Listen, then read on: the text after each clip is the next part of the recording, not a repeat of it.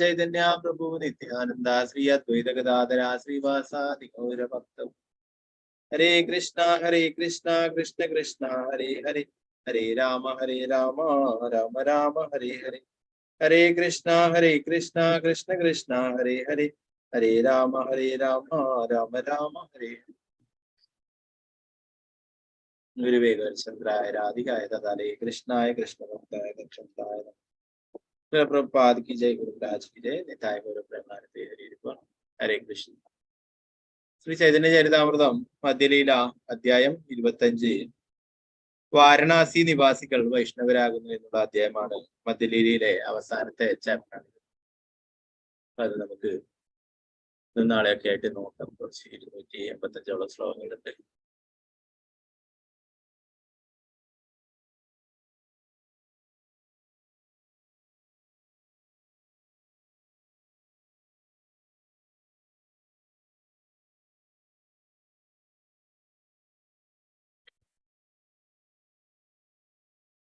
അധ്യായം 25. വാരണാസി നിവാസികൾ വൈഷ്ണവരാകും.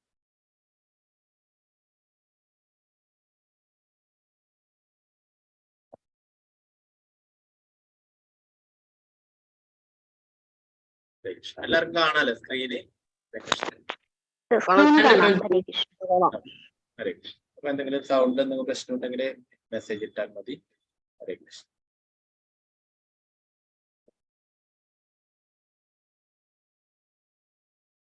ഇരുപത്തഞ്ചാമത്തെ ശ്ലോകത്തിന്റെ സംഗ്രഹം നമ്മൾ നോക്കാം. 25-ാം അധ്യായത്തിന്റെ ഒരു സംഗ്രഹമാണ് താഴെ കൊടുക്കുന്നത്. ബനാറസിൽ വസിച്ചിരുന്ന മഹാരാഷ്ട്രക്കാരനായ ഒരു ബ്രാഹ്മണൻ ശ്രീ ചൈതന്യ മഹാപ്രഭുവിന്റെ ഒരു മഹാഭക്തനായിരുന്നു. ഭഗവത് മഹിമാനങ്ങൾ ശ്രവിക്കുന്നതിൽ എല്ലായ്പ്പോഴും സന്തോഷവാനായിരുന്നു.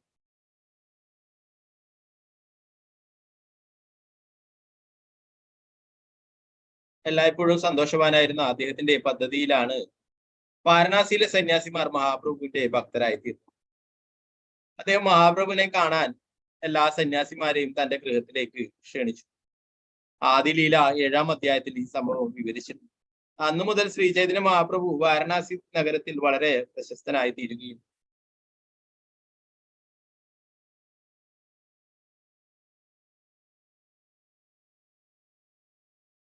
ആ നഗരത്തിലെ പല പ്രധാനികളും അവിടുന്ന് അനുയായികളാവുകയും. മഹാസന്യാസിയായിരുന്ന പ്രകാശാനന്ദ സരസ്വതിയുടെ ഒരു ശിഷ്യൻ മഹാപ്രഭുവിന്റെ ഒരു ഭക്തനായി തീരുകയും നിരവധി വാദങ്ങളോടെ ശ്രീ ചൈതന്യ മഹാപ്രഭുവിനെ പിന്തുണച്ച് പ്രകാശാനന്ദ സരസ്വതിയോട് വിശദീകരിക്കുകയുണ്ടായി. ഒരു ദിവസം ശ്രീ ചൈതന്യ മഹാപ്രഭു സ്നാനം ചെയ്യുന്നതിന് പഞ്ചനദിയിൽ പോവുകയും അനന്തരം അവിടുത്തെ ഭക്തന്മാരെല്ലാം ബിന്ദു മാധവ ക്ഷേത്രത്തിന് മുന്നിൽ നിന്ന് ഹരേ കൃഷ്ണ നാമസങ്കീർത്തനം ചെയ്യുകയും ചെയ്തു. ഈ സമയത്ത് പ്രകാശാനന്ദ സരസ്വതിയും ശിഷ്യന്മാരും മഹാപ്രഭുവിനെ സമീപിച്ചു.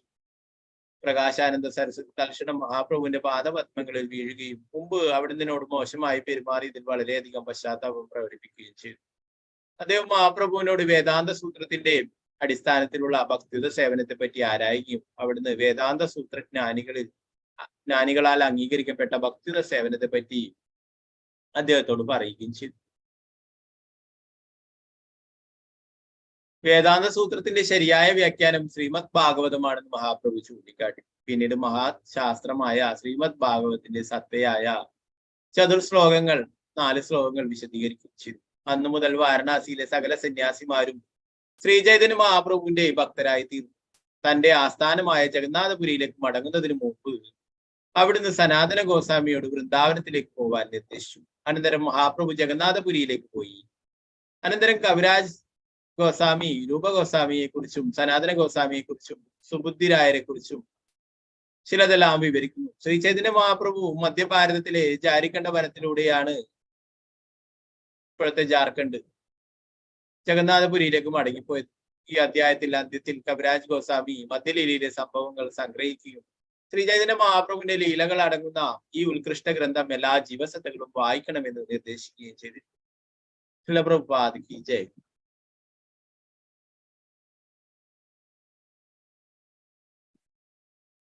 ആദിലീലയിൽ കുറച്ച് ഭാഗങ്ങളിൽ നമ്മൾ വായിച്ചിരുന്നു. പ്രകാശാനന്ദ സരസ്വതി അല്ലെ, അദ്ദേഹം മായാവാദി സന്യാസിയായിരുന്നു അല്ലെ. മഹാപ്രഭുവിനോട് എന്താണ് അങ്ങൊരു വികാരജീവിയെ പോലെ ഒരിടത്ത് നാമം ജപിക്കുന്നത് എന്നൊക്കെ ചോദിക്കും. അല്ലെ മഹാപ്രഭു പറയുകയുണ്ടായി. എന്റെ ഗുരു പറഞ്ഞു, നിങ്ങളൊരു മൂടനാണ്, അതുകൊണ്ട് നിങ്ങൾ നാമം ജപിച്ചാൽ മതി എന്ന് മാത്രം പറഞ്ഞു എന്ന് പറയുകയൊക്കെ ചെയ്തു.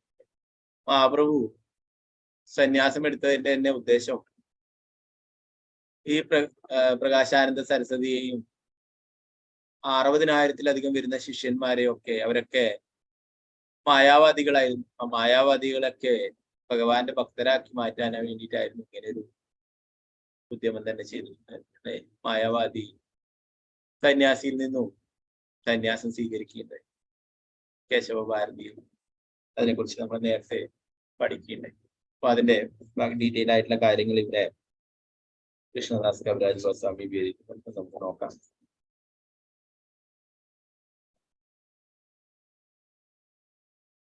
ഓം നമോ ഭഗവതേ വാസുദേവായ.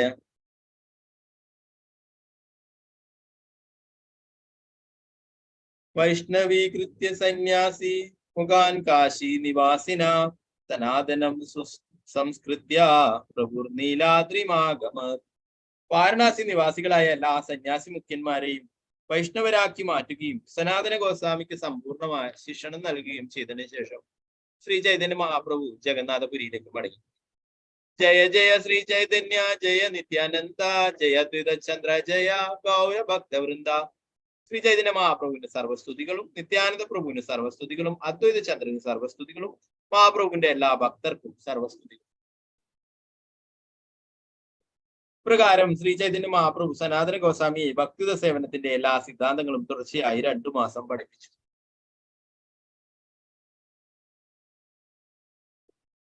ശ്രീ ചൈതന്യ മഹാപ്രഭു വാരണാസിയിൽ ഉണ്ടായിരുന്നപ്പോഴെല്ലാം ചന്ദ്രശേഖരന്റെ സുഹൃത്തായ പരമാനന്ദ കീർത്തനീയൻ ഹരേ കൃഷ്ണ മഹാമന്ത്രവും മറ്റു ഗീതങ്ങളും വളരെ രസികമായി ശ്രീ ചൈതന്യ മഹാപ്രഭുവിനെ കീർത്തനം ചെയ്തിരുന്നു. വാരണാസിയിലെ മായാവാദി സന്യാസിമാർ ശ്രീ ചൈതന്യ മഹാപ്രഭുവിനെ വിമർശിച്ചപ്പോൾ ഭക്തന്മാർ വളരെ തൃപ്തരായി. അവരെ സന്തോഷിപ്പിക്കുവാൻ അവിടുന്ന് സന്യാസിമാരിൽ തന്റെ കാരുണ്യം പ്രകടിപ്പിച്ചു. ആദിലീലയുടെ 7-ാം അധ്യായത്തിൽ ശ്രീ ചൈതന്യ മഹാപ്രഭു വാരണാസിയിലെ സന്യാസിമാരെ മഹാപ്രഭു മോചിപ്പിച്ചതിനെ പറ്റി ഞാൻ സവിസ്തരം വിവരിച്ചിരുന്നു. എങ്കിലും ഈ അധ്യായത്തിൽ ഞാനത് സംഗ്രഹിച്ച് ആവർത്തിക്കാം. മായാവാദി സന്യാസിമാർ വാരണാസിയിൽ എല്ലായിടത്തും ശ്രീ ചൈതന്യ മഹാപ്രഭുവിനെ വിമർശിച്ചപ്പോൾ ആ നിന്ദ കേട്ട മഹാരാഷ്ട്രീയ ബ്രാഹ്മണൻ അതേപ്പറ്റി ദുഃഖപൂർവം ആലോചിച്ചു. മഹാരാഷ്ട്രീയ വിപ്രൻ ചിന്തിച്ചു, ശ്രീ ചൈതന്യ മഹാപ്രഭുവിന്റെ സ്വഭാവ സവിശേഷതകൾ അടുത്തു കാണുന്ന ഏതൊരുവനും അവിടത്തിന്റെ വ്യക്തിത്വം ഉടൻ തന്നെ ബോധ്യമാവുകയും അവിടുത്തെ ഈശ്വരനായി അംഗീകരിക്കുകയും ചെയ്യും. ഏതെങ്കിലും വിധത്തിൽ സന്യാസിമാരെ ഒരുമിച്ച് ചേർക്കാൻ എനിക്ക് കഴിഞ്ഞാൽ അവർ മഹാപ്രഭുവിന്റെ സ്വഭാവ സവിശേഷതകൾ കാണുകയും അതുമൂലം അവർ തീർച്ചയായും അവിടുത്തെ ഭക്തരായി തീരുകയും ചെയ്യണം.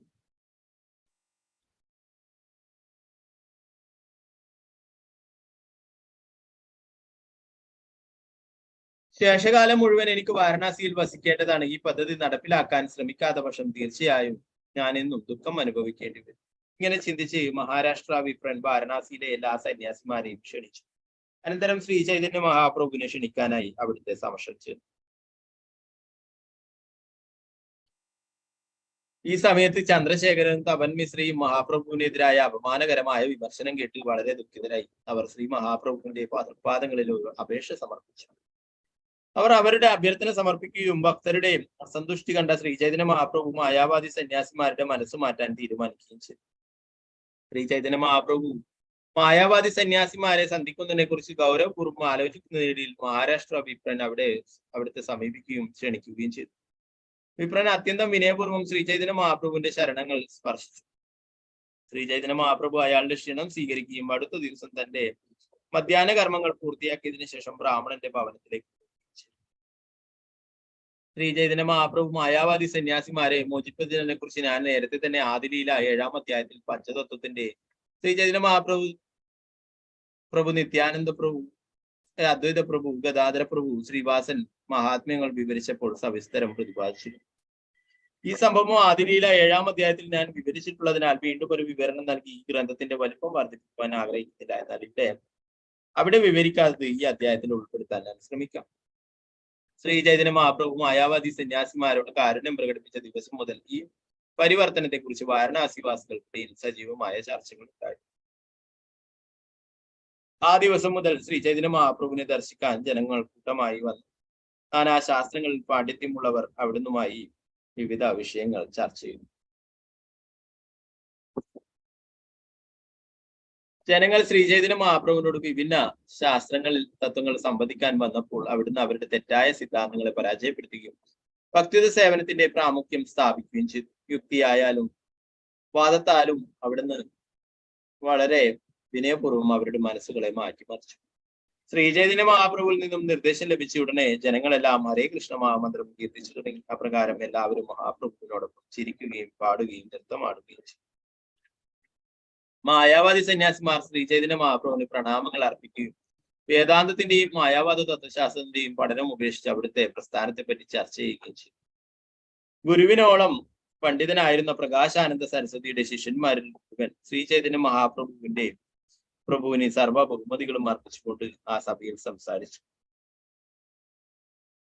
ശ്രീകൃഷ്ണ ചൈതന്യഹായ സാക്ഷാൽ നാരായണ വ്യാസസൂത്രേരയാർത്ഥ കരേനെ അതിമനോരമ. അയാൾ പറഞ്ഞു, ശ്രീ ചൈതന്യ മഹാപ്രഭു സാക്ഷാൽ നാരായണൻ തന്നെയാണ്. അവിടുന്ന് വേദാന്ത സൂത്രം വളരെ മനോഹരമായി വിവരിക്കുന്നു. ഉപനിഷേധര കരേന മുഖ്യാർത്ഥ വ്യാഖ്യാന ശൂനിയ പണ്ഡിത ലോകേര ജുഡായ മനകാണ. ശ്രീ ചൈതന്യ മഹാപ്രഭു ഉപനിഷത്തുകളുടെ യഥാർത്ഥ അർത്ഥം വിശദീകരിക്കുന്നു. ഇത് ശ്രവിച്ച പണ്ഡിതന്മാരുടെ മനസ്സുകളും കാതുകളും സംതൃപ്തമാകുന്നു. വേദാന്ത സൂത്രത്തിന്റെയും ഉപനിഷത്തുകളുടെയും യഥാർത്ഥ അർത്ഥം ഉപേക്ഷിച്ച ശങ്കരാചാര്യർ മറ്റു ചില വ്യാഖ്യാനങ്ങൾ ചമച്ചു. ശങ്കരാചാര്യരുടെ വ്യാഖ്യാനങ്ങൾ സാങ്കല്പികമാണ്. അത്തരം സാങ്കല്പികമായ വ്യാഖ്യാനങ്ങൾ അഭിജ്ഞരായ പണ്ഡിതന്മാർ വാക്കാൽ സ്വീകരിക്കും. എന്നാൽ അവർ ഹൃദയം കൊണ്ട് അവയെ അംഗീകരിക്കുന്നില്ല.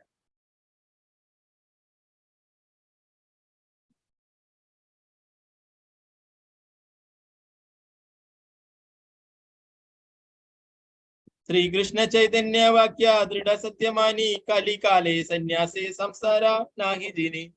ശ്രീകൃഷ്ണ ചൈതന്യ മഹാപ്രഭുവിന്റെ ദൃഢമായ വാക്കുകൾ ഞാൻ സത്യമായി അംഗീകരിക്കും. ഈ കലിയുഗത്തിൽ ഔപചാരികമായി സന്യാസം സ്വീകരിക്കുന്നത് കൊണ്ട് മാത്രം ഭൗതിക ബന്ധനത്തിൽ നിന്നും മുക്തനാകാൻ കഴിയില്ല. ഹരേർനാമ ശ്ലോകേരയേ കരീല വ്യാഖ്യാന സേ സത്യസുഖദാർത്ഥ പരമ പ്രമാണം. ശ്രീ ചൈതന്യ മഹാപ്രഭു ഹരേർ നാമ എന്ന് ആരംഭിക്കുന്ന ശ്ലോകത്തിന് നൽകിയിട്ടുള്ള വ്യാഖ്യാനം കർണാനന്ദകരമാണെന്ന് മാത്രമല്ല ശക്തവും വസ്തുനിഷ്ഠമായ പ്രമാണവുമാണ്. ഭക്തിവിന മുക്തിന ഹേ ഭാഗവത കയ കലികാലെ നാമാഭാസേ സുഖേ മുക്തിഹയ. ഈ കലിയുഗത്തിൽ ഭഗവത് ഭക്തിയുത സേവനം സ്വീകരിക്കാതെ മോക്ഷം നേടാൻ കഴിയില്ല. ഈ യുഗത്തിൽ അപരാധങ്ങളോടുകൂടി നാമം ജപിച്ചാൽ പോലും നിഷ്പ്രയാസം മോക്ഷം പ്രാപിക്കാൻ കഴിയും. ശ്രേയസ്വതീം ഭക്തിമുദസ്യതേ വിഭോ ക്ലിശ്യന്തി കേവല ബോധലബ്ധേ തേഷാമസൗ ക്ലേശല ഏവ ശിഷ്യതേ ജ്ഞാന്യാദ്യതാ സ്ഥൂല തുഷാവകാദിനാം. അല്ലയോ ഭഗവാൻ, അങ്ങേക്ക് ചെയ്യുന്ന ഭക്തിത സേവനം മാത്രമാണ് മോക്ഷത്തിനുള്ള ശ്രേയസ്കരമായ മാർഗം. ജ്ഞാനാർജനത്തിനു വേണ്ടിയോ ജീവജാലങ്ങളെല്ലാം ആത്മാക്കളാണെന്നും ഭൗതിക ലോകം മിഥ്യയാണെന്നും മനസ്സിലാക്കിയതിനാലോ ആ മാർഗം ത്യജിക്കുന്ന വശം അയാൾക്ക് അത്യന്തം ക്ലേശിക്കേണ്ടി വരും. അവന് ക്ലേശമേറിയതും അശുഭകരവുമായ പ്രവർത്തനങ്ങൾ മാത്രം ലഭിക്കുന്നു. അയാളുടെ പ്രവർത്തനങ്ങൾ ഭൂമി കുത്തുന്നതിന് തുല്യമാണ് അഥവാ നിഷ്ഫലമാണ്. ശ്രീമദ് ഭാഗവതം 10:14 ശ്ലോകമാണ്. യേ അന്യേ അരവിന്ദാക്ഷ വിമുക്തമാനിനസ്ത്വയീയസദ്ഭാവ അവിശുദ്ധ ബുദ്ധയാ ആരുഹ്യ കൃച്ഛേണ പരം പദം തഥാ പതന്തി യദോ അനാദൃത യുഷ്മദാംഗ്രയാ. അല്ലയോ അരവിന്ദാക്ഷ, തങ്ങൾ മുക്തരാണെന്ന് സ്വയം അഭിമാനിക്കുകയും എന്നാൽ അങ്ങേക്ക് ഭക്തിയുത സേവനം അർപ്പിക്കാതിരിക്കുകയും ചെയ്യുന്നവർ അവിശുദ്ധമായ ബുദ്ധിയുള്ളവരാണ്. അവർ കഠിന വ്രതങ്ങളും തപസ്യകളും അനുഷ്ഠിച്ച് നിരാകാര ബ്രഹ്മസാക്ഷാത്കാരത്തിന്റെ ആധ്യാത്മിക വിധാനത്തിലേക്ക് ഉയർന്നാലും അങ്ങയുടെ പാതാരബിന്ദങ്ങളുടെ ആരാധന അവഗണിക്കുന്നതിനാൽ വീണ്ടും താഴോട്ട് പതിക്കും. ബ്രഹ്മശബ്ദ ഷഡൈശ്വര്യ പൂർണ്ണ ഭഗവാൻ തന്റെ നിർവിശേഷ സ്ഥാപി പൂർണ്ണദഹയാന. ബ്രഹ്മം അതിശ്രേഷ്ഠൻ എന്ന വാക്ക് ഷഡൈശ്വര്യ സമ്പൂർണനായ ഭഗവാനെ സൂചിപ്പിക്കുന്നു. എന്നാൽ നമ്മൾ ഏകപക്ഷീയമായ അവ്യക്തിഗത വീക്ഷണം സ്വീകരിക്കുന്നത് അവിടുത്തെ പൂർണ്ണത കുറയ്ക്കുന്നു. ശ്രുതി പുരാണ കഹേ കൃഷ്ണരചി ശക്തി വിലാസ താഹ നഹി മാനി പണ്ഡിത കരേ ഉപഹാസ. വേദങ്ങളും ഉപനിഷത്തുകളും ബ്രഹ്മസൂത്രവും പുരാണങ്ങളും എല്ലാം ഭഗവാന്റെ ആത്മീയ ശക്തിയുടെ പ്രവർത്തനങ്ങൾ വിവരിക്കുന്നു. ഒരുവനെ ഭഗവാന്റെ സ്വകീയ പ്രവർത്തനങ്ങൾ സ്വീകരിക്കാൻ കഴിയാതിരിക്കുമ്പോൾ അയാൾ പരിഹസിക്കുകയും അവ്യക്തിഗത വ്യാഖ്യാനം നൽകുകയും ചെയ്തു. ചിദാനന്ദ കൃഷ്ണ വിഗ്രഹ മായിക കരിമണി പട പാപ സത്യ ചൈതന്യരവാണി. ഭഗവാന്റെ വ്യക്തിഗത രൂപം ആധ്യാത്മികവും പരമാനന്ദപൂർണവുമാണെന്ന് മായാവാദികൾ അംഗീകരിക്കില്ല. ഇത് വലിയൊരു പാപമാണ്. ശ്രീ ചൈതന്യ മഹാപ്രഭുവിന്റെ വാക്കുകൾ യഥാർത്ഥത്തിൽ വാസ്തവമാണ്.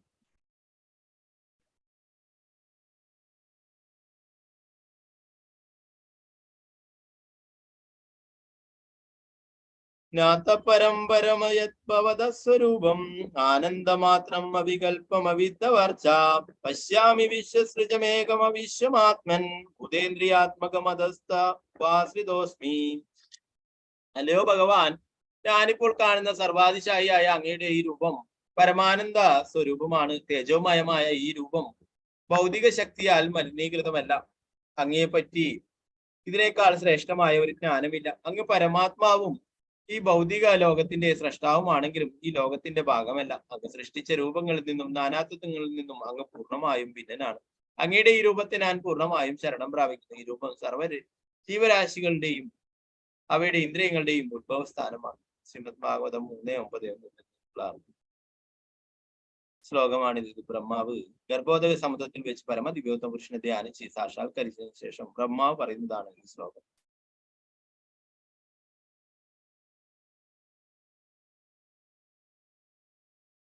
ദൃഷ്ടം ശ്രുതം ഭൂതഭവത് ഭവിഷ്യസ്താനുശരീഷ്ണുർമഹതൽപകം വാ വിനാച്യുതാത് വസ്തുതരാം ന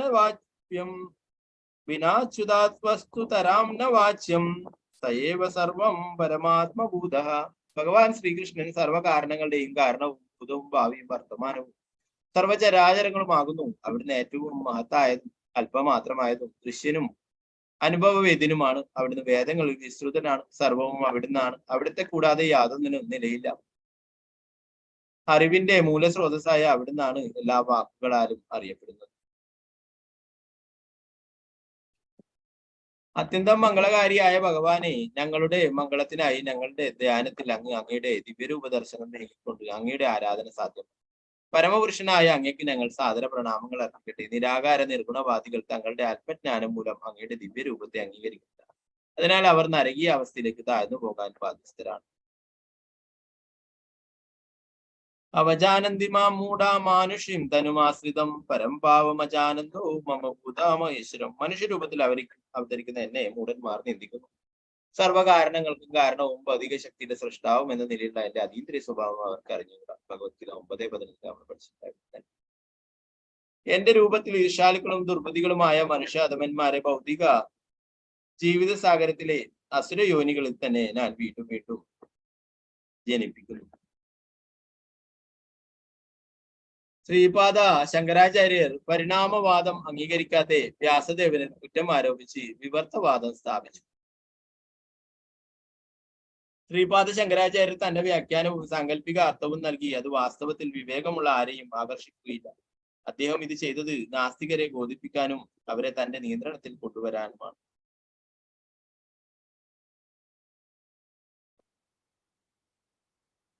ഇവിടെ അതിന്റെ ഭാവാർത്ഥത്തിൽ ശ്രീലപ്രഭുപാദർ വിശദീകരിച്ചിരിക്കുന്നു.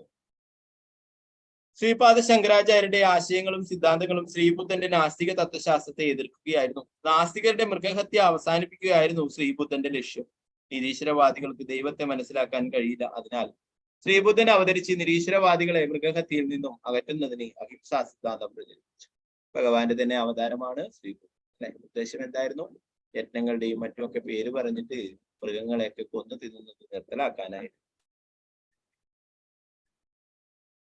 മൃഗഹത്യാ പാപത്തിൽ നിന്നും മുക്തനാകാത്ത പക്ഷം ഈശ്വരനെയോ ധർമ്മത്തെയോ മനസ്സിലാക്കാൻ കഴിയില്ല. ബുദ്ധൻ കൃഷ്ണന്റെ ഒരു അവതാരമായിരുന്നെങ്കിലും അവിടുന്ന് ഈശ്വരനെ പറ്റി സംസാരിച്ചില്ല. എന്തെന്നാൽ ജനങ്ങൾക്ക് അത് മനസ്സിലാക്കാൻ കഴിവില്ലാത്തവരായിരുന്നു. അവിടുന്ന് മൃഗവധം അവസാനിപ്പിക്കാൻ മാത്രം ആഗ്രഹിച്ചു. ജീവന്മാരുടെ ആധ്യാത്മിക വ്യക്തിത്വത്തിന്റെ പ്രാമുഖ്യം സ്ഥാപിക്കാൻ ശങ്കരാചാര്യർ ആഗ്രഹിച്ചു. അതിനാൽ അദ്ദേഹം വേദശാസ്ത്രങ്ങളുടെ സാങ്കല്പിക വ്യാഖ്യാനത്തിലൂടെ നാസ്തികരെ പരിവർത്തിപ്പിക്കാൻ ശ്രമിച്ചു. ഇവയെല്ലാം ആചാര്യന്മാരുടെ രഹസ്യങ്ങളാണ്. ചിലപ്പോൾ അവർ വേദങ്ങളുടെ യഥാർത്ഥ ലക്ഷ്യം മൂടിവെക്കുകയും വേദങ്ങളെ വിവിധ രീതിയിൽ വിശദീകരിക്കുകയും ചെയ്യും. ചിലപ്പോൾ അവർ നാസ്തികരെ അവരുടെ നിയന്ത്രണത്തിൽ കൊണ്ടുവരുന്നതിന് വ്യത്യസ്ത സിദ്ധാന്തം പ്രാമാണികമായി പ്രസ്താവിക്കുന്നു. അതിനാൽ ശങ്കരന്റെ തത്വശാസ്ത്രം പാഷണ്ഡർ അഥവാ നാസ്തികർക്ക് വേണ്ടിയുള്ളതാണെന്ന് പറയുന്നു. ശങ്കരാചാര്യരെ ഭഗവാൻ തന്നെ അയച്ചിട്ടുള്ളതായിരുന്നു. ശങ്കരാചാര്യർ എന്ന് പറയുന്നത് മഹാദേവന്റെ തന്നെ അവതാരമാണ്. ഭഗവാന്റെ നിർദ്ദേശപ്രകാരം ഇവിടെ അദ്വൈതവാദം പ്രചരിപ്പിക്കാനായിട്ട് വന്നിട്ടുള്ളതാണ് പത്മപുരാണത്തിൽ പറഞ്ഞത്. ഇപ്പൊ ഉദ്ദേശം എന്ന് പറയുന്നത് അത് എന്താ പറയാ, നാസ്തികരെ അങ്ങനെയുള്ളവരെ ഒക്കെ അവർക്ക് വേണ്ടിയിട്ടുള്ള സിദ്ധാന്തമായിരുന്നു. യഥാർത്ഥ ഭക്തന്മാരെ അതിലേക്ക് ആകൃഷ്ടരാകാതിരിക്കുകയും അവർ യഥാർത്ഥ പാത സ്വീകരിക്കും. മറ്റുള്ളവരൊക്കെ ഇതിന്റെ എന്താ പറയാ മായാവാദ സിദ്ധാന്തത്തിൽ അകപ്പെട്ടു പോകും ചെയ്യും. ഇപ്പോ ഇവിടെ ആ പ്രകാശാനന്ദ സരസ്വതി മായാവാദി സന്യാസിയായി അവരെ മാറ്റിയെടുക്കാനായിട്ട് ആ ബ്രാഹ്മണൻ അവരെയൊക്കെ ക്ഷണിച്ചിട്ട്, അത് ബ്രാഹ്മണന്റെ വീട്ടിലേക്ക് ക്ഷണിക്കേണ്ട, ഈ മഹാപ്രഭുവിനെയും ക്ഷണിക്കേണ്ടതില്ല നമ്മൾ നേരത്തെ പഠിച്ചിട്ടുണ്ട്. അങ്ങനെയാണ് മഹാപ്രഭുവിന്റെ കാരുണ്യം അവർക്ക് ലഭിച്ചിട്ടുള്ളത്. മായാവാദി തത്വശാസ്ത്രക്കാരായ നാസ്തികർ മോശമോ കൃഷ്ണന്റെ കാരുണ്യമോ ഗൗനിക്കുന്നില്ല. അവർ ആധ്യാത്മിക വിഷയങ്ങൾ പരിഗണിക്കുകയോ അവയിൽ ഏർപ്പെടുകയോ ചെയ്യാതെ തെറ്റായ വാദങ്ങളും പ്രതിസിദ്ധാന്തങ്ങളും മുന്നോട്ട് വയ്ക്കും. വ്യാസസൂത്രത്തിന്റെ അർത്ഥം ശങ്കരാചാര്യരുടെ സാങ്കല്പിക വ്യാഖ്യാനത്താൽ മറയ്ക്കപ്പെട്ടു എന്നതാണ് നിർണയം. ശ്രീകൃഷ്ണ ചൈതന്യ മഹാപ്രഭു പറഞ്ഞതെല്ലാം തികച്ചും വാസ്തവമാണ്. ശ്രീചൈതന്യ മഹാപ്രഭു നൽകിയിട്ടുള്ള അർത്ഥങ്ങളെല്ലാം പരിപൂർണമാണ്, മറ്റു വ്യാഖ്യാനങ്ങളെല്ലാം വികലവും. പ്രകാരം പറഞ്ഞ പ്രകാശാനന്ദ സരസ്വതിയുടെ ശിഷ്യൻ കൃഷ്ണന്റെ തിരുനാമം ജപിക്കാൻ തുടങ്ങി. ഇത് കേട്ട പ്രകാശാനന്ദ സരസ്വതി ഇപ്രകാരം പറഞ്ഞു: ആചാര്യരെ ആഗ്രഹാദ്വൈതവാദ സ്ഥാപിതേ താതേ സൂത്രാർത്ഥ വ്യാഖ്യാകാരേ അന്യ രീതി. പ്രകാശാനന്ദ സരസ്വതി പറഞ്ഞു, അദ്വൈതവാദം സ്ഥാപിക്കുകയായിരുന്നു ശങ്കരാചാര്യരുടെ ലക്ഷ്യം. അതിനാൽ അദ്ദേഹം വേദാന്ത സൂത്രത്തെ അദ്വൈത തത്വത്തിന് അനുരൂപമായി വ്യാഖ്യാനിച്ചു. ഭഗവത്തമാനിലെ അദ്വൈത ന്യായ സ്ഥാപന അതേവ സഭശാസ്ത്രക്കാരെ ഖണ്ഡന. ഒരുവൻ ഭഗവാനെ അംഗീകരിക്കുന്ന പക്ഷം ഈശ്വരനും ജീവസത്യവും ഒന്നാണെന്ന തത്വശാസ്ത്രം സ്ഥാപിക്കുവാൻ കഴിയില്ല. അതുകൊണ്ട് ശങ്കരാചാര്യർ ശാസ്ത്രങ്ങൾക്കെതിരായി വാദിക്കുകയും അവയെ ഖണ്ഡിക്കുകയും ചെയ്തു. സ്വന്തം അഭിപ്രായമോ അഥവാ തത്വശാസ്ത്രമോ സ്ഥാപിക്കാൻ ആഗ്രഹിക്കുന്ന ഒരു ഗ്രന്ഥകർത്താവിനും ശാസ്ത്രങ്ങൾക്ക് സഹജമായ അഥവാ പ്രത്യക്ഷത്തിലുള്ള വ്യാഖ്യാനം നൽകാൻ കഴിയില്ല. ഈശ്വരൻ ഉണ്ടെങ്കിൽ തന്നെ അവിടുന്ന് നമ്മുടെ ഫലേച്ഛാ കർമ്മങ്ങളുടെ ഭാഗമാണെന്ന് മീമാംസക തത്വവാദികൾ പറയും. അതുപോലെ ഈ ഭൗതിക ആവിഷ്കാരത്തെ വിശകലനം ചെയ്യുന്ന സാഖ്യ തത്വജ്ഞാനികൾ പറയുന്നു, ഭൗതിക പ്രകൃതിയാണ് ജഗത്തിന് കാരണം. വിശ്വാവിഷ്കാരത്തിന് കാരണം പരമാണു എന്ന് ന്യായ തത്വജ്ഞാനികൾ അവകാശപ്പെടുന്നു. വിശ്വത്തിന് ഹേതു നിരാകാര ബ്രഹ്മജ്യോതിയാണെന്ന് മായാവാദ തത്വജ്ഞാനികൾ പറയും.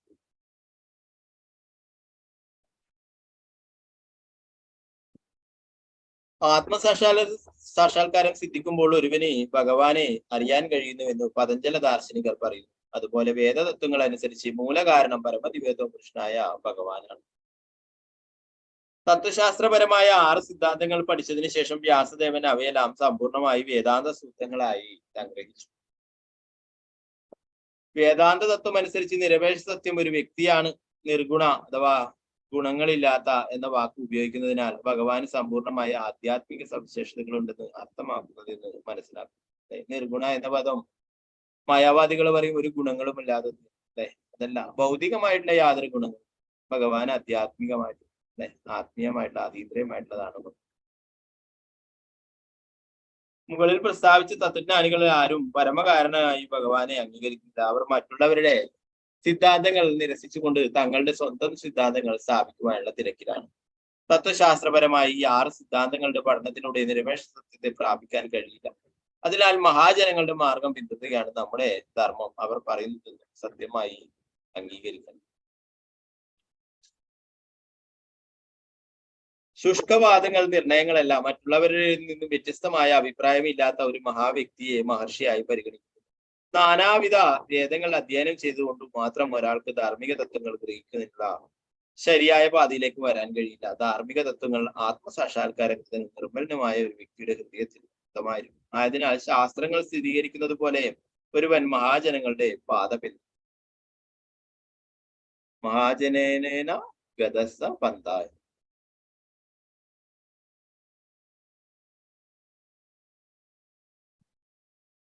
ശ്രീകൃഷ്ണ ചൈതന്യവാണി അമൃതരധാര തിൻഹോ ഏകഹേ വസ്തു സേ തത്വസാര.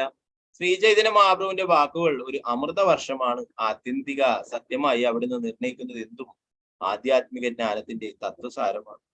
ഈ പ്രസ്താവനകളെല്ലാം കേട്ട ശേഷം മഹാരാഷ്ട്ര ബ്രാഹ്മണൻ വളരെ ആഹ്ലാദപൂർവ്വം ശ്രീചൈതന്യ മഹാപ്രഭുവിനെ വിവരം അറിയിക്കാൻ.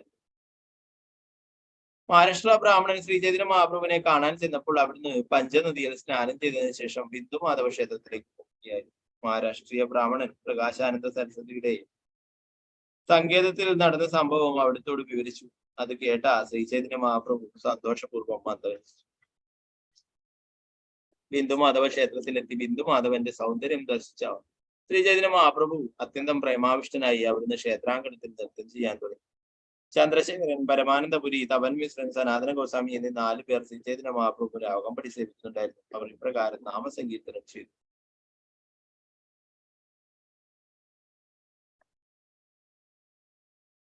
ഹരരായ നമ കൃഷ്ണ ജാതവായ നമഃ ഗോപാൽ ഗോവിന്ദരാം ശ്രീ മധുസൂദന.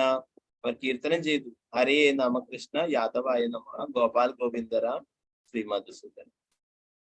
ഇത് ഹരേ കൃഷ്ണ മഹാമന്ത്രം കീർത്തനം ചെയ്യാനുള്ള മറ്റൊരു രീതിയാണ്. താഴെ പറയും പോലെയാണ് അർത്ഥം. യദുവംശജനായ പരമപുരുഷ ഭഗവാൻ ശ്രീകൃഷ്ണനെ ഞാൻ സാദരം നമസ്കരിക്കുന്നു. ഗോപാലനും ഗോവിന്ദനും രാമനും ശ്രീ മധുസൂദനും ഞാൻ സാദര പ്രണാമങ്ങൾ അർപ്പിക്കുന്നു. മഹാപ്രഭു ഹരേ കൃഷ്ണ മഹാമന്ത്രം ചൊല്ലുമായിരുന്നു, കീർത്തനം ചെയ്യുമായിരുന്നു. അതിന്റെ കൂടെ തന്നെ ചൊല്ലുന്ന പ്രധാനപ്പെട്ട വരിയാണ് ഹരയ നമ കൃഷ്ണ യാദവായ നമഃ ഗോപാൽ ഗോവിന്ദരാം ശ്രീ മധുസൂദന. എല്ലാ ദിക്കുകളും ലക്ഷക്കണക്കിന് ജനങ്ങൾ ഹരി എന്ന് കീർത്തനം ചെയ്യാൻ തുടങ്ങി. അപ്രകാരം അവിടെ മംഗളകരമായ ആരവം വരുന്നു. അത് വിശുദ്ധരാഗമാനം നിറയിച്ചു. അവിടെ അടുത്തു തന്നെ വസിക്കുന്നുണ്ടായിരുന്ന പ്രകാശാനന്ദ സരസ്വതി ശിഷ്യരും ഹരേ കൃഷ്ണ മഹാമന്ത്ര കീർത്തനത്തിന്റെ ആരവം കേട്ട് ഉടൻ തന്നെ അവിടുന്ന് കാണാൻ വന്നു. മഹാപ്രഭുവിനെ കണ്ട പ്രകാശാനന്ദ സരസ്വതി ശിഷ്യന്മാരും അവിടുത്തോടൊപ്പം കീർത്തനത്തിൽ പങ്കുചേർന്നു. ശ്രീ ചൈതന്യ മഹാപ്രഭുവിന്റെ നൃത്തത്താലും ഭഗവത് പ്രേമത്താലും അതീന്ദ്രിയ സൗന്ദര്യത്താലും പ്രകാശാനന്ദ സരസ്വതി വശീകരിക്കും. മഹാപ്രഭുവിന്റെ തിരുവുടലിൽ ഭഗവത് പ്രേമ ലക്ഷണങ്ങൾ ഉണ്ടാകാൻ തുടങ്ങി. അവിടുത്തെ ഗാത്രം പ്രകമ്പനം കൊള്ളുകയും ശബ്ദം പതറുകയും വിയർക്കുകയും വിവർണനാവുകയും അവിടെ കൂടിയിരുന്ന ജനങ്ങളെ മുഴുവൻ നനയ്ക്കുമാറുന്ന നയനങ്ങളിൽ അസുപ്രഭാവം ഉണ്ടാവുകയും ചെയ്തു. അവിടുത്തെ തിരുമേനിയിലെ രോമാഞ്ച പുളകങ്ങൾ കദംബ പുഷ്പങ്ങൾ പോലെ കാണപ്പെട്ടു. മഹാപ്രഭുവിന്റെ ഹർഷാതിരികവും വിനയവും കാണുകയും അവിടുത്തെ ഉന്മത്ത സ്ഥലത്തിലുള്ള വചനങ്ങൾ കേൾക്കുകയും ചെയ്ത ജനങ്ങൾ അതിശയിച്ചു. അവിടുത്തെ ശാരീരിക പരിണാമങ്ങൾ കണ്ട് ബനാറസ് നിവാസികളെല്ലാം അത്യന്തം വിസ്മയഭരിതരായി. ശ്രീ ചൈതന്യ മഹാപ്രഭു ബാഹ്യാവബോധം വീണ്ടെടുത്തപ്പോൾ ധാരാളം മായാവാദി സന്യാസിമാരും മറ്റു ജനങ്ങളും തടിച്ചു കൂട്ടിയിരിക്കുന്നത് കണ്ടു. അതിനാൽ അവിടുന്ന് തന്റെ നൃത്തം നിർത്തി. വിനയത്തിന്റെ മഹാമാതൃകയായ ശ്രീ ചൈതന്യ മഹാപ്രഭു കീർത്തനം നിർത്തിയതിനു ശേഷം പ്രകാശാനന്ദ സരസ്വതിയുടെ പാദങ്ങളിൽ പ്രണമിച്ചു. ഈ സമയം പ്രകാശാനന്ദ സരസ്വതി മുന്നോട്ട് വന്ന് മഹാപ്രഭുവിന്റെ ചരണാരവിന്ദങ്ങൾ മുറുകെ പിടിച്ചു. പ്രഭു കഹെ തുമി ജഗത് ഗുരു പൂജ്യതമ അമി തോമാരാ നഹൈ ശിഷ്യരെ ശിഷ്യസമ. പ്രകാശാനന്ദ സരസ്വതി മഹാപ്രഭുവിന്റെ പാദകമലങ്ങൾ പിടിച്ചപ്പോൾ അവിടുന്ന് പറഞ്ഞു, അങ്ങ് ജഗദ്ഗുരുവായകയാൽ അങ്ങേയറ്റം പൂജനീയനാണ്. ഞാനോ അങ്ങയുടെ ശിഷ്യന്റെ നിലവാരം പോലും ഇല്ലാത്തവൻ.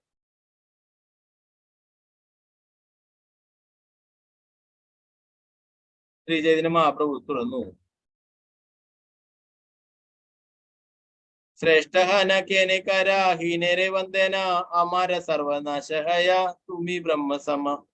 ശ്രീ ചൈതന്യ മഹാപ്രഭു പറഞ്ഞു, അങ്ങ് ആധ്യാത്മികമായി ഉന്നതി ആർജിച്ച ഒരു മഹത് വ്യക്തിയാണ്. അതിനാൽ അങ്ങ് എന്നെ പോലുള്ള ഒരു വ്യക്തിയെ ആരാധിക്കാൻ പാടില്ല. ഞാൻ വളരെ അധമനാണ്. അങ്ങ് അങ്ങനെ ചെയ്താൽ എന്റെ ആധ്യാത്മിക ശക്തി ക്ഷയിക്കും. എന്തെന്നാൽ അങ്ങ് നിരാകാര ബ്രഹ്മത്തോളം ശ്രേഷ്ഠനാണ്. അങ്ങേക്ക് എല്ലാവരും നിരാകാര ബ്രഹ്മതലത്തിലായിരിക്കും. എന്നാൽ സാമാന്യ ജനങ്ങളുടെ ബോധദീപ്തിക്കായി അങ്ങ് അങ്ങനെ പെരുമാറാതിരുന്നു. പ്രകാശാനന്ദ സരസ്വതി മറുപടി പറഞ്ഞു, മുമ്പ് അങ്ങയെ നിന്ദിച്ചതിലൂടെ ഞാൻ അങ്ങേക്കെതിരെ അനവധി അപരാധങ്ങൾ ചെയ്തു. പക്ഷെ ഇപ്പോൾ അങ്ങയുടെ പാദപത്മങ്ങൾ സ്പർശിച്ചതിലൂടെ എന്റെ അപരാധങ്ങളെല്ലാം ക്ഷയിച്ചു. ജീവൻ മുക്തനായി കരുതപ്പെടുന്ന ഒരാൾ അചിന്ത്യ ശക്തികളുടെ സംഭരണിയായ പരമദിവ്യോത്ത പുരുഷൻ അപരാധിയായാൽ അയാൾ വീണ്ടും താഴേക്ക് പതിക്കുകയും വിഷയസുഖാസ്വാദനത്തിന് വേണ്ടിയുള്ള ഭൗതിക അന്തരീക്ഷം കാക്ഷിക്കുകയും ചെയ്തു.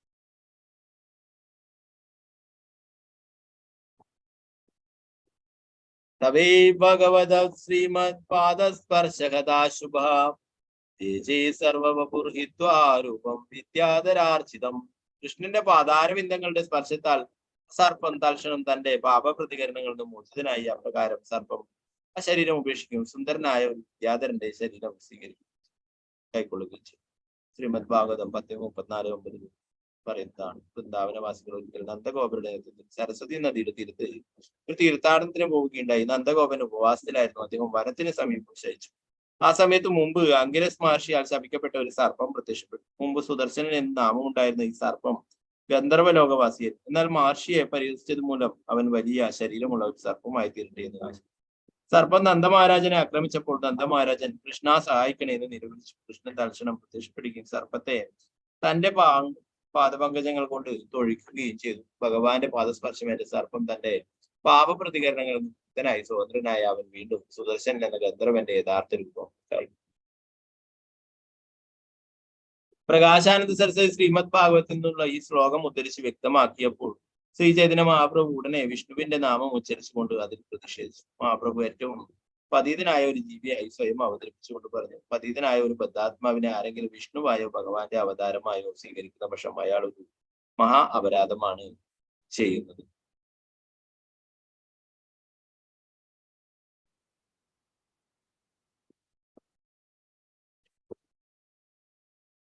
ശ്രീ ചൈതന്യ മഹാപ്രഭു തുടർന്നു, സാധാരണ ജീവസത്തുക്കളുടെ കാര്യം പറയേണ്ടതില്ല. ബ്രഹ്മാവിനെയും ശിവനെയും പോലും വിഷ്ണുവിന്റെ അഥവാ നാരായണന്റെ തലത്തിൽ കരുതാൻ പാടില്ല. അങ്ങനെ കരുതുന്നവരെ അപരാധിയും നാസ്തികനുമായും പരിഗണിക്കും.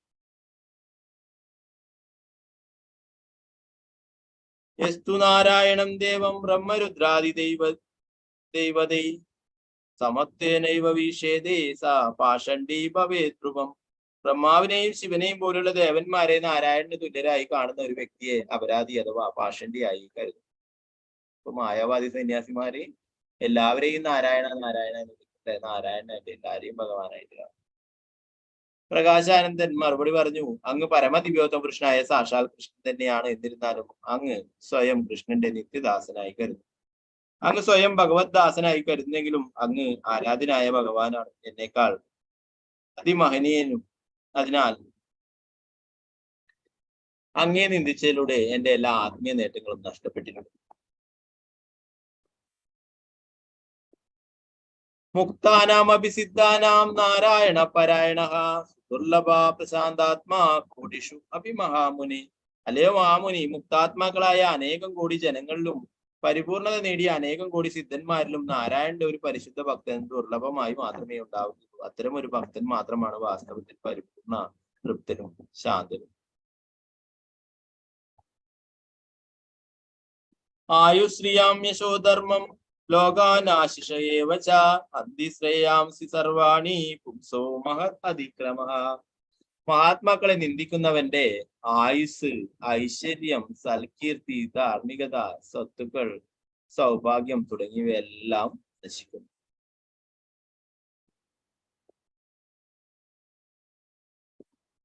നിഷ്കിഞ്ചനായ ഭക്തന്മാരുടെ പാദധൂളി ശിരസിൽ ധരിക്കുന്നതുവരെ മനുഷ്യവർഗത്തിന് ഉരുക്രമനായ കൃഷ്ണന്റെ പാദപങ്കജങ്ങളിലേക്ക് ശ്രദ്ധ തിരിക്കാൻ കഴിയില്ല. ആ ചരണാംബുജങ്ങൾ ഭൗതിക ജീവിതത്തിലെ അനാവശ്യവും ദുഃഖകരവുമായ എല്ലാ അവസ്ഥകളെയും ഇല്ലാതാക്കും. ഇനി മുതൽ ഞാൻ അങ്ങയുടെ ചരണങ്ങളിൽ ഭക്തിയുത സേവനം വളർത്തും. അതിനാണ് ഞാൻ അങ്ങയുടെ അടുത്ത് വന്നതും അങ്ങയുടെ പാദങ്ങൾ നമസ്കരിച്ചു. ഇപ്രകാരം പറഞ്ഞ ശേഷം പ്രകാശാനന്ദ സരസ്വതി ശ്രീ ചൈതന്യ മഹാപ്രഭുവിനൊപ്പം ഇരിക്കുകയും ഇപ്രകാരം ആരായിക്കുകയും ചെയ്തു. പ്രകാശാനന്ദ സരസ്വതി പറഞ്ഞു, മായാവാദ തത്വശാസ്ത്രത്തിൽ അങ്ങ് ചൂണ്ടിക്കാണിച്ച തെറ്റുകൾ ഞങ്ങൾക്ക് മനസ്സിലാക്കാൻ കഴിയും. ശങ്കരാചാര്യർ നൽകിയ വ്യാഖ്യാനങ്ങളെല്ലാം സാങ്കല്പികമാണ്. പ്രിയ മഹാപ്രഭു, അങ്ങ് ബ്രഹ്മസൂത്രം വിവരിച്ചപ്പോൾ നൽകിയ അർത്ഥങ്ങളെല്ലാം ഞങ്ങളെയെല്ലാം അത്യധികം അതിശയിപ്പിച്ചു.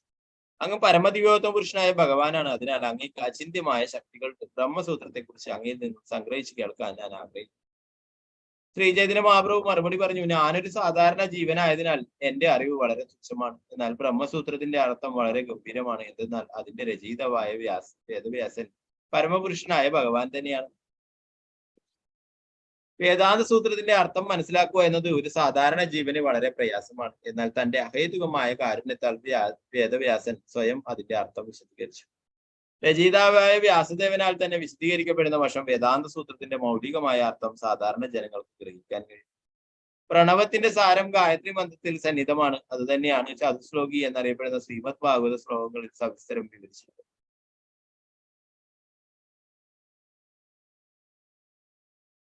ശ്രീമദ് ഭാഗവത്തിന്റെ ആ 4 ശ്ലോകങ്ങളുടെ ഭഗവാൻ ബ്രഹ്മാവിന് ഉപദേശിച്ചതെല്ലാം ബ്രഹ്മാവ് നാരദനും ഉപദേശിച്ചു. നാരദസി അർത്ഥവ്യാസേര കഹില ശൂനി വേദവ്യാസമനെ വിചാരകരില. ബ്രഹ്മദേവൻ നാരദനോട് പറഞ്ഞതെല്ലാം നാരദൻ വേദവ്യാസനോട് വിശദീകരിച്ചു. വേദവ്യാസൻ പിന്നീട് ഈ ഉപദേശങ്ങൾ മനസ്സിൽ വിചിന്തനം ചെയ്തു. ഓംകാരത്തിന്റെ വിശദീകരണത്തിനായി നാരദ മുന്നിൽ നിന്നും തനിക്ക് ലഭിച്ചതെല്ലാം തന്റെ ഗ്രന്ഥമായ ശ്രീമദ് ഭാഗവത്തിൽ ബ്രഹ്മസൂത്ര ഭാഷ്യമായി വിവരിക്കണമെന്ന് വ്യാസദേവൻ ചിന്തിച്ചു. വേദവ്യാസൻ 4 വേദങ്ങളിലെയും 108 ഉപനിഷത്തുകളിലെയും വൈദിക നിർണയങ്ങളെല്ലാം ശേഖരിക്കുകയും വേദാന്ത സൂത്രങ്ങളിൽ സ്ഥാപിക്കുകയും ചെയ്തു. വേദാന്ത സൂത്രത്തിൽ സർവ്വ വൈദിക ജ്ഞാനത്തിന്റെയും ഭാവാർത്ഥം വിശദീകരിച്ചിരിക്കുന്നു. ശ്രീമദ് ഭാഗവത്തിൽ അതേ ഭാവാർത്ഥം 18,000 ശ്ലോകങ്ങളിൽ വിശദീകരിച്ചു. അതുകൊണ്ട് ബ്രഹ്മസൂത്രം ശ്രീമദ് ഭാഗവതത്തിൽ വ്യക്തമായി വിവരിച്ചിട്ടുണ്ടെന്ന് നിർണയിക്കാം. കൂടാതെ ശ്രീമദ് ഭാഗവത ശ്ലോകങ്ങളുടെയും ഉപനിഷത്തുകളുടെയും ഭാഷ്യം ഒന്ന് തന്നെയാണ്. പ്രപഞ്ചത്തിലെ ചരാചരങ്ങളായ എല്ലാറ്റിന്റെയും ഉടമയും നേതാവും ഭഗവാനാണ്. അതിനാൽ തനിക്കുള്ള പങ്ക് മാത്രം സ്വീകരിക്കുകയും മറ്റുള്ളവ ആരുടേതാണെന്ന് അറിഞ്ഞ് അവ എടുക്കാതിരിക്കുകയും വേണം.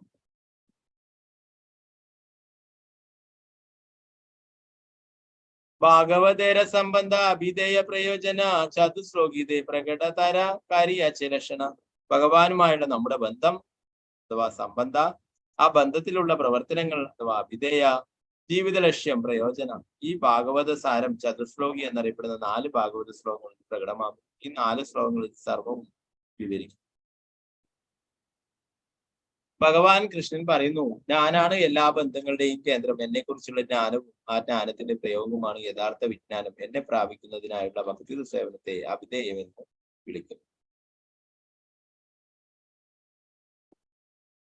ഭക്തിയുത സേവന നിർവഹണത്തിലൂടെ ഒരാൾ ക്രമേണ ഭഗവത് പ്രേമത്തിന്റെ തലത്തിലേക്ക് വരുന്നു. ജീവിതത്തിന്റെ മുഖ്യ ലക്ഷ്യം അതാണ്. ഭഗവത് പ്രേമത്തിന്റെ വിധാനത്തിൽ ഒരുവൻ ശാശ്വതമായ ഭഗവത് സേവനം നേടുന്നു.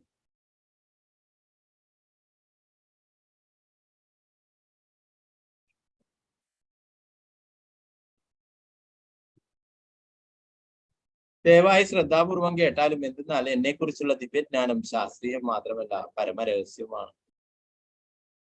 അല്ലയോ ബ്രഹ്മാവേ, ഞാൻ ഈ സത്യങ്ങളെല്ലാം നിങ്ങളോട് വിവരിക്കാം. നിങ്ങളൊരു ജീവാത്മാവാകിയാൽ എന്റെ വിശദീകരണം ഇല്ലെങ്കിൽ എന്നെ കുറിച്ചും ഭക്തിപരമായ പ്രവർത്തനങ്ങളെ കുറിച്ചും ജീവിതത്തിന്റെ പരമലക്ഷ്യത്തെ കുറിച്ചും നിങ്ങൾക്ക് മനസ്സിലാക്കാൻ കഴിയില്ല.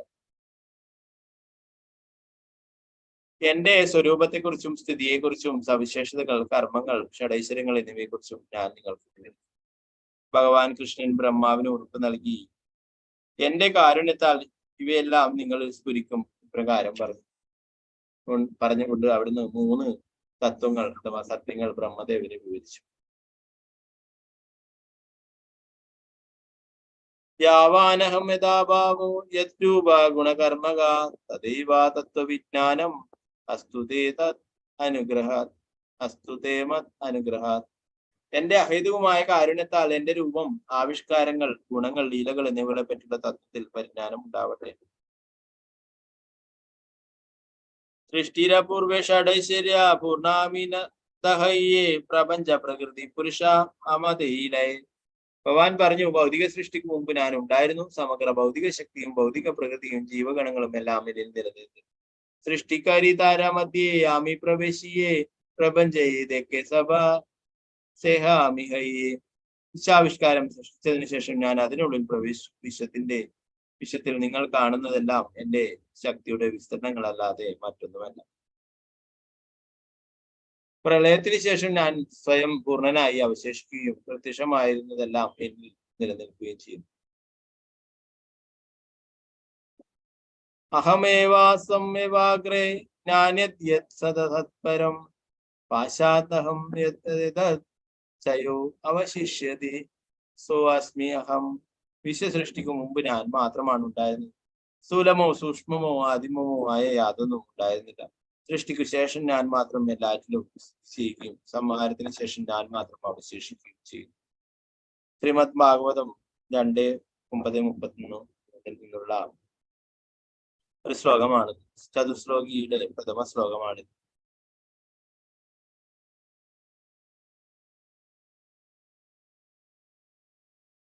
അഹമേവ ശ്ലോകി അഹം തിനവാര ഉമേശ്വര്യ ശ്രീ വിഗ്രഹ സ്ഥിതര നിർത്താര. അഹം ഏവ എന്ന് ആരംഭിക്കുന്ന ശ്ലോകത്തിൽ അഹം എന്ന 3 പ്രാവശ്യം പറയുന്നു. ആരംഭത്തിൽ അഹം ഏവ എന്നീ വാക്കുകളുടെ 2ാമത്തെ വരിയിൽ പാശാത് അഹം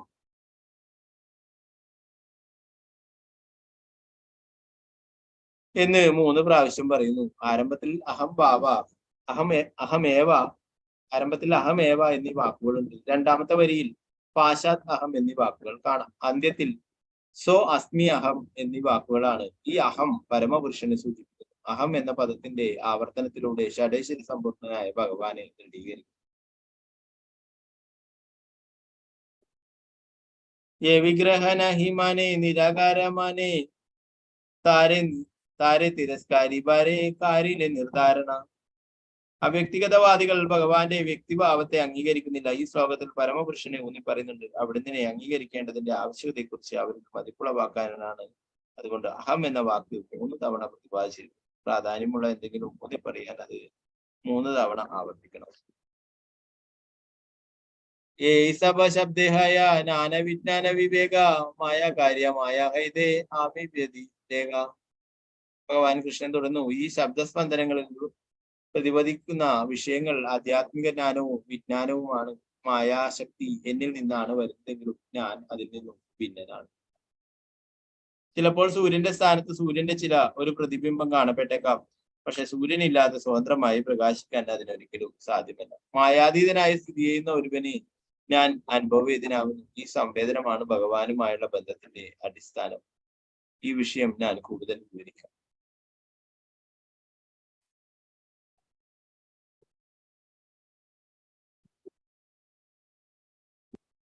എന്നെ കൂടാതെ ശ്ലോകം എടുക്കുന്നു. ഹൃദയർത്ഥമേത് പ്രതിയേന പ്രതീയേത ചാത്മനി തദ്വിദ്യാത്മാത്മനോ മായാം യഥാഭാസോ യഥാ തമഃ. എന്നെ കൂടാതെ സത്യമെന്ന് തോന്നുന്നത് എന്തും തീർച്ചയായും എന്റെ മായാശക്തിയാണ്. എന്തെന്നാൽ എന്നെ കൂടാതെ ഒന്നിനും അസ്തിത്വമില്ല. അത് നിഴലുകൾക്കിടയിലെ പ്രകാശ പ്രതിഫലനം പോലെയാണ്. എന്തെന്നാൽ യഥാർത്ഥം പ്രകാശത്തിൽ നിഴലോ പ്രതിഫലനമോ. ശ്രീമദ് ഭാഗവത്തിൽ 2:9-34 നിന്നുള്ള ഉദ്ധരിയാണ്. ചതുർശ്ലോകിയിലെ 2ാമത്തെ ശ്ലോകമാണ്. ഈ ശ്ലോകത്തിന്റെ വിശദീകരണത്തിൽ ആദിലീല 1-ാം അധ്യായം ശ്ലോകം 54 ആദിലീലയിലെ ഈ ശ്ലോകത്തിന്റെ വിശദീകരണം നൽകി. അഭിധേയ സാധന ഭക്തിര ശുനഃ വിചാര സർവജന ദേശകാല ദേശാദേവ്യാപ്തിയാല.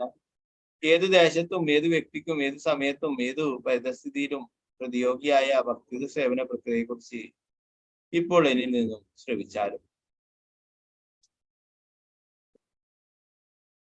ധർമ്മത്തിന് വ്യക്തി, ദേശം, സമയം, പരിതസ്ഥിതി എന്നിവ പരിഗണിക്കേണ്ടതുണ്ട്. എന്നാൽ ഭക്തിത സേവനത്തിൽ അത്തരം പരിഗണനയില്ല. ഭക്തിത സേവനം അത്തരത്തിലുള്ള എല്ലാ പരിഗണനകൾക്കും അതീതമാണ്.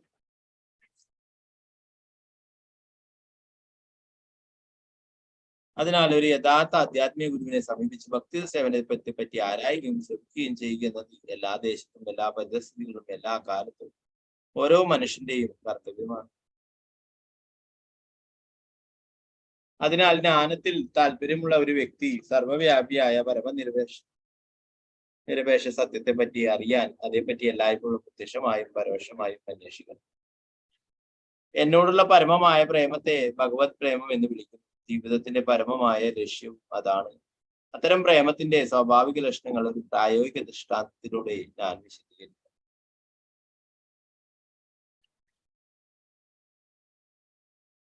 പഞ്ചഭൂതങ്ങൾ ഓരോ ജീവാത്മാവിന്റെയും ജീവസത്തയുടെയും ഉള്ളിലും പുറത്തും നിലകൊള്ളുന്നു. അതുപോലെ പരമദിവ്യത്വ പുരുഷനായ ഞാൻ ഭക്തന്റെ ഹൃദയത്തിലും പുറത്തും നിലകൊള്ളുന്നു.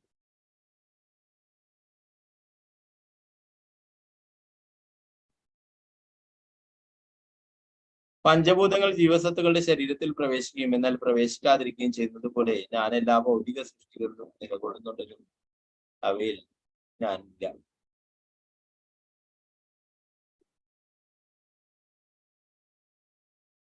ഓ 2:9-35 ചതുശ്ലോകിയുടെ 3ാമത്തെ ശ്ലോകമാണ്. യഥാമഹന്തി ഭൂതാനി ഭൂതേഷു ഛാവജേഷു അനു പ്രവിഷ്ടാനി അപ്രവിഷ്ടാനി തഥാ തേഷു തേഷുഹം. പഞ്ചഭൂതങ്ങൾ ജീവസത്തുക്കളുടെ ശരീരത്തിൽ പ്രവേശിക്കുകയും എന്നാൽ അവ പ്രവേശിക്കാതെ ഇരിക്കുകയും ചെയ്യുന്നത് പോലെ ഞാൻ എല്ലാ ഭൗതിക സൃഷ്ടികളിലും നിലകൊള്ളുന്നുണ്ടെങ്കിലും അവയിൽ ഞാനില്ല.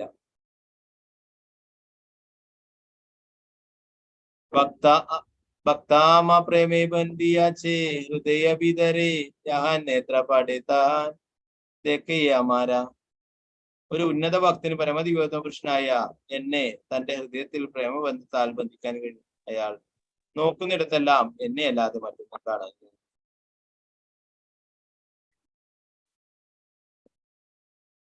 വിസൃജ്യതി ഹൃദയം നയസ്യ സാക്ഷാൽ തരിർ അവശാഭിഹിതോപി അഗൗഗനാശ പ്രണയരസനയാ ധൃതാംഗ്രി പത്മ സഭവതി ഭാഗവത പ്രധാന ഉക്തഃ.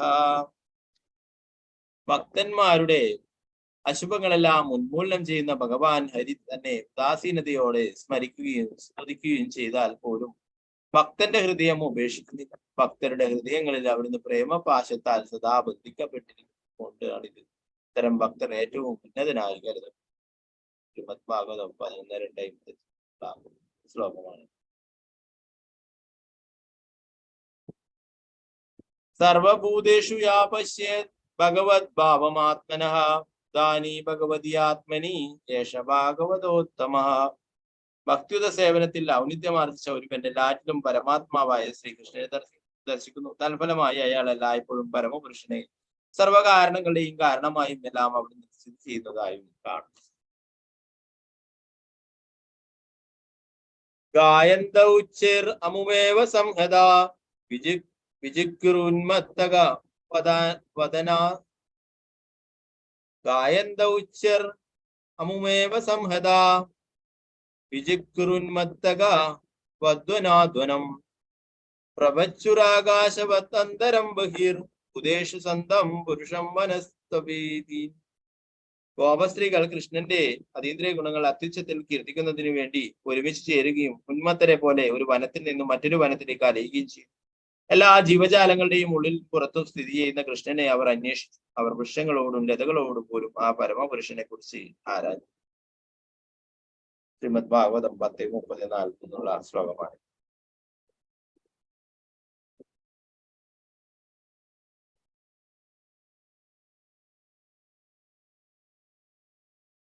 അതേവ ഭാഗവതേ ഏതിനകയ സംബന്ധാഭിധേയ പ്രയോജനമയ. ശ്രീചൈതന്യ മഹാപ്രഭു തുടർന്നു. അപ്രകാരം ഭഗവാനുമായുള്ള ബന്ധം, ഭക്തിയുത സേവന പ്രവർത്തനങ്ങൾ, ഭഗവത് പ്രേമം എന്ന ജീവിതത്തിന്റെ പരമലക്ഷ്യപ്രാപ്തി എന്നിവയാണ് ശ്രീമദ് ഭാഗവതത്തിന്റെ പ്രതിപാദ്യ വിഷയം. ചൈതന്യ മഹാപ്രഭു പറയുന്നു, ഭാഗവതത്തിന്റെ പ്രതിപാദ്യ വിഷയങ്ങൾ എന്തൊക്കെയാണ്? ഒന്ന്, സംബന്ധം, അല്ലെ, ഭഗവാനുമായിട്ടുള്ള ബന്ധം. നമ്മളൊക്കെ ഭഗവാന്റെ സേവകനാണ്, അല്ലെ. ജീവേര സ്വരൂപഹോയ് നിത്യര കൃഷ്ണദാസ്. അതിനെ കുറിച്ച് നമ്മൾ മനസ്സിലാക്കുക. പിന്നീട് അഭിധേയ, ഭഗവാന്റെ ഭക്തിയുത സേവന പ്രവർത്തനങ്ങളൊക്കെ ചെയ്യുക എന്നത്. പിന്നീട് അവസാനം ലഭിക്കുന്നതാണ് പ്രയോജനം, ഭഗവത് പ്രേമം, അല്ലെ. അതൊക്കെ നമുക്കൊന്നും കയ്യെത്താത്ത സ്ഥലത്തുള്ളതാണ്, അത്രയും ദൂരത്തിലുള്ളതാണ് ഭഗവത് പ്രേമം. ഭഗവാന്റെ പരിശുദ്ധ ഭക്തന്മാർ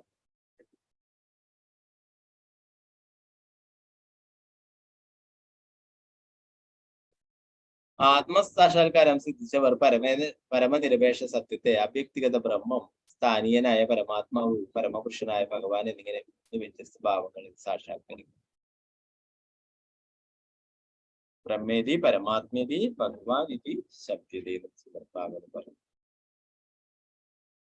ഭൗതിക സൃഷ്ടിക്ക് മുൻപ് സ്വർഗപ്രവണത ഭഗവാനിൽ നിർലീനമായിരുന്നു. ആ സമയത്ത് സർവ്വവിശേഷങ്ങളും ആവിഷ്കാരങ്ങളും അവിടുന്ന് നിലനിന്നു. അവിടുന്ന് സർവ്വകാരണങ്ങളുടെയും കാരണവും സർവ്വവ്യാപിയും സ്വയം പര്യാപ്തമാണ്. സൃഷ്ടിക്കു മുമ്പ് അവിടുന്ന് തന്റെ ആത്മീയ ശക്തിയോടുകൂടി അനേകം വൈകുണ്ഠ ഗ്രഹങ്ങളുടെ ആധ്യാത്മിക വിഭവങ്ങളിൽ സ്ഥിതനായിരുന്നു.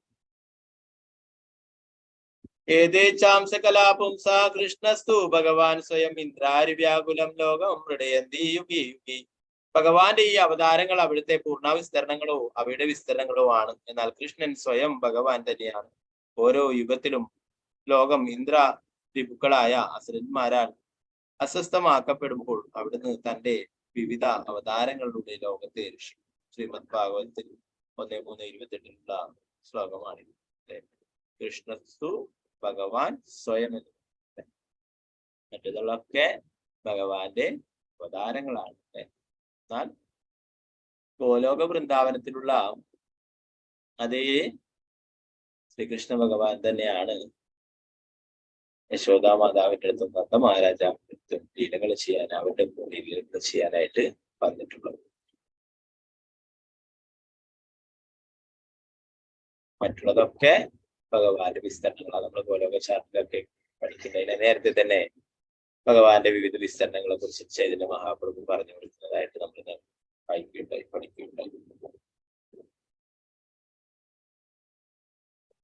ഏതസംബന്ധശുന അഭിധേയ ഭക്തി ഭാഗവത പ്രതി ശ്ലോകേ വ്യാപി ആരസ്ഥിതി. ഇതാണ് പരമദിവ്യോത്തമ കൃഷ്ണമായ ഭഗവാനുമായുള്ള ഒരുവന്റെ ശാശ്വത ബന്ധം അഥവാ സംബന്ധജ്ഞാനം. ഇനി ഭക്തിയുത സേവനത്തിന്റെ നിർവഹണത്തെ കുറിച്ച് കേട്ടാലും ഈ തത്വമാണ് ശ്രീമദ് ഭാഗവത്തിന്റെ ഓരോ ശ്ലോകത്തിലും വ്യാപിച്ചിരിക്കുന്നത്.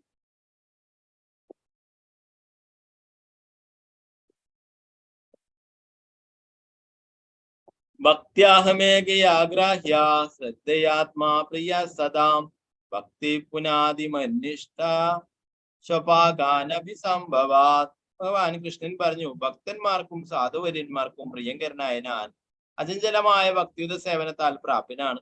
എന്നോടുള്ള ആകർഷണം ക്രമാനുഗതമായി വർദ്ധിപ്പിക്കുന്ന ഈ ഭക്തിയോഗം ശുനകമാംസം ഭക്ഷിക്കുന്ന ചണ്ടാളനെ പോലും പരിശുദ്ധീകരിക്കുന്നു. അതിനാൽ ഭക്തിയോഗത്താൽ എല്ലാവർക്കും ആത്മീയ വിധാനത്തിലേക്ക് ഉയരാൻ കഴിയും. 11:4-14:21 ശ്രീമദ് ഭാഗവതത്തിൽ. പട്ടിമാംസം ഭക്ഷിക്കുന്നവനായാലും ഭഗവാന്റെ തിരുനാമം ജപിച്ച് ഭക്തിയുത സേവനങ്ങള് ചെയ്യുകയാണെങ്കിൽ അവർക്കും ആത്മീയ വിധാനത്തിലേക്ക് ഉയരാനായിട്ട് സാധിക്കാം എന്നുള്ള കാര്യം ഭഗവാൻ തന്നെ പറഞ്ഞു.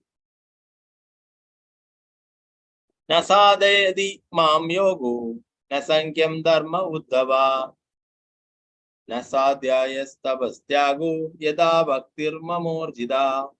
പരമദിവ്യോത്തമ പുരുഷനായ കൃഷ്ണൻ പറഞ്ഞു, പ്രിയ ഉദ്ധവ, അഷ്ടാംഗ യോഗത്തിലൂടെയോ അഥവാ ഇന്ദ്രിയ സംയമനത്തിനുള്ള യോഗ സമ്പ്രദായം, അദ്വൈതവാദത്തിലൂടെയോ സാംഖ്യയോഗത്തിലൂടെയോ വേദപഠനത്തിലൂടെയോ തപശ്ചര്യകളിലൂടെയോ ദാനത്തിലൂടെയോ സന്യാസത്തിലൂടെയോ എന്നെ സന്തുഷ്ടനാക്കാൻ അചഞ്ചലമായ ഭക്തി സേവനത്തിലൂടെ കഴിയുന്നത്ര സാധ്യമല്ല.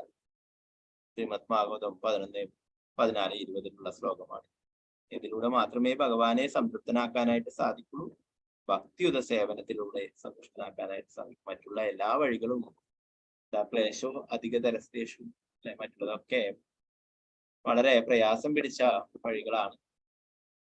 ധ്യാനയോഗമായാലും മറ്റുള്ള വഴികളൊക്കെ അല്ലെ. ഭക്തിയോഗത്തെ കുറിച്ച് ഭഗവത്ഗീതയിൽ തന്നെ നമ്മൾ പഠിച്ചല്ലേ, പ്രത്യക്ഷാവഗമൻ ധർമ്മം സുസുഖം കർത്തുമവ്യം.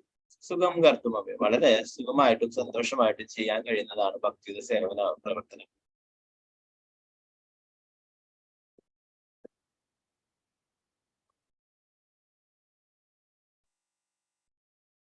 ഓക്കെ, നമുക്ക് ഒരു ശ്ലോകം കൂടി എടുത്തിട്ട് 140.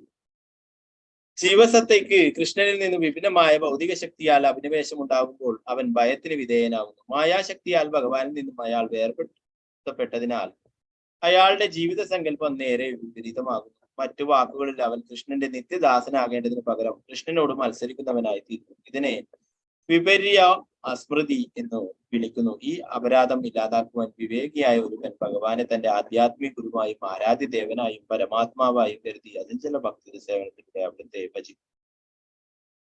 ശ്രീമദ് ഭാഗവതം 11:2-37 വിവർത്തനമാണ്.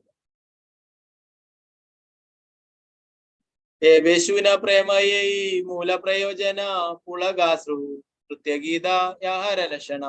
എന്താണ് യഥാർത്ഥ ഭഗവത് പ്രേമം എന്ന് കേൾക്കും. അത് ജീവിതത്തിന്റെ പരമലക്ഷ്യവും പുളകം, അശ്രു, നൃത്തം, ഗീതം എന്നീ ലക്ഷണങ്ങളോട് കൂടിയതുമാണ്.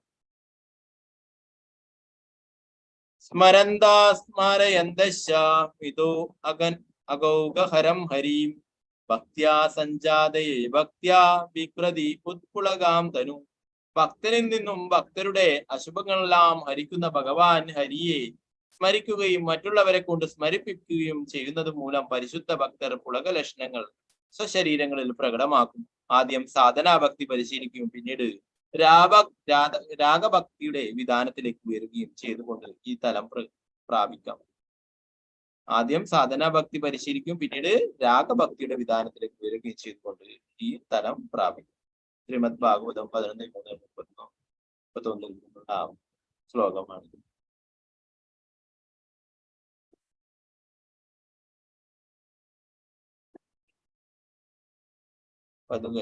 അതിനുശേഷമുള്ള 141 മുതലുള്ള ശ്ലോകങ്ങൾ നമുക്ക് നാളത്തെ ക്ലാസ്സിൽ നോക്കാം. 283 ശ്ലോകങ്ങളാണ് അദ്ദേഹത്തിനുള്ളത്. അപ്പം ഇത്ര തന്നെ 143 ശ്ലോകങ്ങൾ പറ്റുമെങ്കിൽ നാളത്തെ ക്ലാസ്സിൽ തന്നെ പിന്നീട് ഒരു ക്ലാസ് श्री चैतन्य चरितामृतम की जय, कृष्णदास कविराज गोस्वामी की जय, श्रील प्रभुपाद की जय, महाराज की जय, निताय गौर प्रेमानंद। हरे कृष्ण. ആർക്കെങ്കിലും എന്തെങ്കിലും സംശയങ്ങളുണ്ടെങ്കിൽ കൈയെടുക്കാം. സംശയങ്ങളൊന്നും ഇല്ലാത്തവർക്ക് മനസ്സിലാവും. പഞ്ചകൽപ്പതരുപശ കൃപാസിദ്ധ പതിദാനാം ഭാവനേഭ്യോ വൈഷ്ണവേഭ്യോ അനന്തം വൈഷ്ണവേഭ്യോ ശ്രീല പ്രഭുപാദ് की जय, महाराज की जय, निताय गौर